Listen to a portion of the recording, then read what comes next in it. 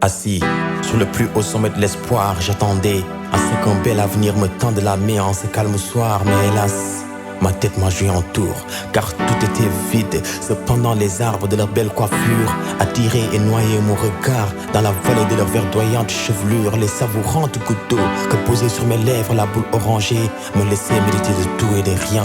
Cette fille enragée, comme un caresse peu à peu dans le corridor de mon corps, j'entendis en un instant les crépitements des pas de la souffrance, bruissant de larmes qui dans mon âme dansaient la danse de la tristesse. Sur ce coup, j'avais pas besoin de crier au secours pour que le mal devienne larme et sueur, car je ne voulais montrer à personne ma pudeur pour m'acquitter tendrement de mes pleurs. Donc, je me suis exilé au pays des merveilles pour éviter que le particule de ce maquillage d'espoir ne s'efface sur mon visage à la veille du jour où je devais combattre le monde avec ma voix, le jour où je devais remettre chacun de vous sur la bonne voie. Alors je voltigeais de mes propres ailes dans un ciel cotonné de mystère, en buvant les bavures d'un soleil égoïste comme un assoiffé. Et pourtant j'avais soif d'une belle vie, d'une vie où chaque homme et chaque femme fera de ses envies au conte de fées, une vie où tout se fera dans la paix et dans la joie, une vie où nous resterons soudés comme des abeilles, une vie où nous purifierons nos cœurs avec le lait de la reconnaissance, une vie où la lune continuera de nous faire savoir que vivre en merveille, c'est dire adieu à la querelle et bienvenue à l'essence de l'union.